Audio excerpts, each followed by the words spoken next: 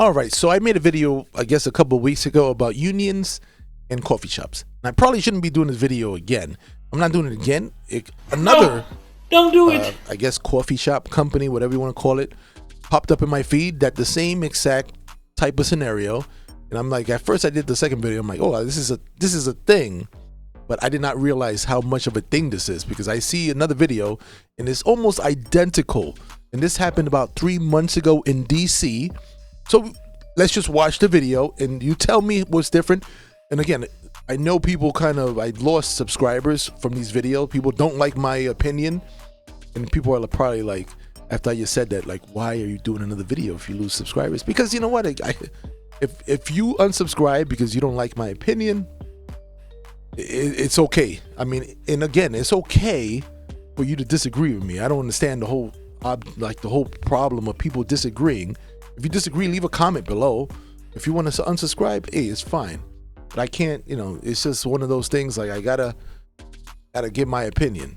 Might not be the nicest opinion sometimes, but it's just my opinion. 30 workers in D.C. are out of a job today after the owners of 2 local coffee shops abruptly closed their doors. Former employees say they were only given 10 hours notice and believe it's because of their effort to unionize. D.C. News Now's Daniel Hamburg reports from the Y Down Coffee Bar on 14th Street. Employees tell me they found out at 8 p.m. last night on their scheduling app that this store and the one on H Street would be permanently closed. You can see right here, there's just paper in the window blocking the windows, and this notice on the door that says a process that began last year has reached its conclusion. Employees of the Y Down Coffee Bar are in shock after hardly any notice they need to find a new job. I'm sad for everyone, and I have barely even had time to process what I'll have to do to find new work. Christopher Chandler. I mean, you'll be fine. I mean, process what you have to do to get a job. Same thing you did to get this job, unless if you knew somebody, you're going to do the same thing all over again. It's not the end of the world. You'll be just fine. There's a lot of coffee shops. You might be able to bring the union another place. I don't know. Was a barista at the shop on 14th Street, one of several employees who spent Wednesday afternoon picketing outside. It's not right what they're doing, and just completely union busting scum. So this is the same exact. It's like they wrote a book exactly what to do when you try to bring the union, and they close their business and they picket, protest, and they call the business like they tell the business they're shit, but they want them to stay open. It's like, okay, so which one is it? You're calling them scum. You want them to stay open, but I don't think this is gonna be like, oh my God, they are here calling us scum. They saying how shitty we are. You know what? Let's stay open and keep working with them. Stop it. Get some help. No, they're not. So I don't understand. I never understood, once the business closed, why they doing the whole picketing and the whole protesting. Like, the business is closed. They're not there. They're just done. Shutting down instead of negotiating in good faith. Workers had a scheduled vote to unionize in 5 days. The whole thing is that negotiating in good faith, when you bring a union, it's different. It's a different type of negotiation. If you want to negotiate with your employers, you bring a group or something. Once you bring the union, you're talking about lawyers. It's a whole process. So in good faith, I mean, I'm pretty sure that's kind of what the union says. And again, these little things that I'm saying, that's probably why I lose subscribers, because I'm pretty sure there's people that work for the union, and I don't mean it in a bad way, but it might come off as the wrong way. But again, everybody knows if they're in a union, let's just say unions, if you're in a union, you know how much, I guess, strength you have against whoever you're working at. And I mean against, I don't mean it like in a negative way, but that's kind of what you're working, and I want to say against whatever company you're working with. But if you guys don't agree on something, you guys get together and you keep on changing policies, right? Am I right? You amend policies. Is in 95% of the time is not to benefit the business, is to benefit the workers. And I don't mean it in a bad way. That's what it is, and I get it. That's why I said I wouldn't mind working for a union at all.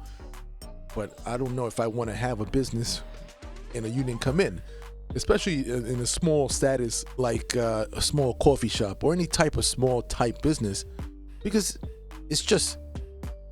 people might say it's costly to have lawyers to deal with the union. And then on top of that, if you are like a small type business and you are, I guess, involved with your business a lot and you're managing your business, you necessarily might not want a third party. Like, it's just, you're working a lot of hours. You put a lot of stuff invested in your business. You, especially money, you've invested money in your business and time. Yeah, you might not want another third party now kind of, basically telling you what certain things you could do and what certain things you can't do. And yeah, that alone might turn you off to you, because most people don't want to close their business. They don't.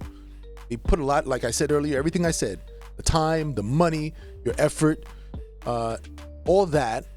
And then now you got to deal with a third party, and it could be good or bad. And it's sometimes you just don't want to deal with it, because sometimes you're not even making as much money as everybody says you are, right? Because you're going to listen to this forward. These people are just assuming that this company's making is loaded. To me, the timing, 5 days before our election seems pretty clear. I did not think it would go this far. 30 people had their jobs gone like that. It was heartbreaking. Employees on 14th Street complained of flooding, while those at the H Street location complained of no air conditioning. There was no air conditioning in the back for the bakery. The bakery. Did they say 85 degrees heat? That's not bad. That's not bad. 85 in the kitchen. I mean, don't get me wrong. In the kitchens that I worked at, they'll get over 120 degrees. So 85 degrees, and I don't mean it in a bad. I'm not exaggerating either. Like 120 degrees in some kitchens. Like, air conditioner is a very big luxury. First of all, it costs a ton of money to have an air conditioner in the kitchen. Like, it'll cost a ton of money. You're talking about, like, it costs you $100,000 to install and then have it operating, and then the electric bill, because the kitchen is naturally hot. So air conditioner is trying to block away the heat. Most kitchens, when I was starting up, there was no such thing as air kitchen. But, eventually some corporate places, they end up getting air conditioners. But for the most part, yeah, most kitchens are pretty hot. Were in what used to be a storage closet with 2 giant industrial ovens. They say the owners were not receptive of their concerns, including being underpaid, understaffed, and overworked. As for the abrupt closure, They can say that it has to do with the business, but I see their sales numbers. I see the line out the door every Saturday, every Sunday. And what does that mean? What do you say? You see their sales number, but you see the whole books. Like, sales is nothing really, because there's a lot of stuff this is just a lot of numbers that go with the business. Sales is always the one that people like to talk about, but they don't like to talk about all the other expenses and everything else, because the sales only are good if everything else is good. Those things have to be managed. And again, he's like, I see that basically saying that he assumes that they're making a ton of money. Sees the lines up, but again, if he's only talking about Sunday, he's talking about the weekend. 2 days is not enough, really, to hold the business, to make money. A business can make money 2 or 3 days of the week in the business, but if they don't make money the rest of the week, you're just basically losing money. So if you're losing money 4 days and making money 3 days, it just makes a very average profit, and you're not really making too much money. You might be making a profit, but it's being really eaten up by the days that you're just not that busy. So, I mean, obviously he's only talking about the days that they're busy, and the other days he just doesn't decide to say anything about those days. I see the line of people that come in every single morning on weekdays. for the now unemployed, the fight isn't over. We are owed so much. They need to pay us severance and damages. I did reach out to both the owners. And again, that's the whole thing. They owe you this and that. You demanding stuff like this, I'm not saying it's bad or good, but the place is closed. The place is closed. Protesting, and now you still want the business doesn't want anything to do with this situation. You brought something to the table, and when you bring the union, and again, I don't mean it in a bad way, but it's a force, because the business did not want it. So you're bringing in another entity, a third party that the business didn't want to deal with. And then you're upset when the reaction happens. You bring something in. I mean, I'm just saying, if you go, let's say you go. My friend, has anyone ever told you that you talk too much?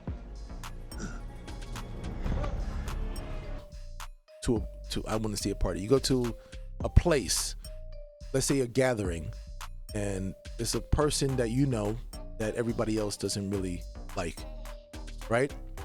And you say, what? I'm going to bring this person to the party anyway because I like this person, and I don't care if everybody else doesn't want it. I like this person. I'm going to bring them to this person's house that I know, especially that person does not like this person. It's going to be a reaction, right? There's going to be people not happy. This, especially, some might even feel a little bit disrespected. I'm not saying the business felt disrespected. I'm just saying there's going to be some reactions. Of course, this is a little bit different. This is business and all of that. But everybody is entitled for their reaction. And if they have some consequences, like the business does have to pay, I don't know. DC might force them to pay them for, all this stuff. I don't know. I'm not over there. I don't know what the rules are. But they might get some stuff. What are you talking about? What do you mean? Like third-party type management telling them what they could and not, like what could they do and what they can't do and what they have to give to their employees, because it's not even, because it gets to a point that now the business can't necessarily do stuff on their own because everything has to go now through the union. So if the business wants to do something for the employees, it's got to go through the union, and it always, like, basically the union is going to get the credit for everything. So it's no, God! No, God, please, no! No! No! No! It's like, and I don't mean that like that's the reason why, but it's just that's what ends up happening. So what happens? Businesses ends up like, just not wanting to deal with it. That's all it comes down to. Of the Y Down Coffee Bar for comment, and they have not responded back. In Northwest, Daniel Hamburg, DC News Now. All right, so I did talk about this before, and it's crazy how this has happened 3 months ago, and it's almost identical, step by step. And a lot of it is these small companies that people don't understand. Like, there's not a lot of profit in me owning a business, working for business, and I've seen the books, I've seen the expenses, I've seen all the books. Businesses that make millions in sales doesn't mean they're making millions in profit. And it's just what it is, especially in the food business.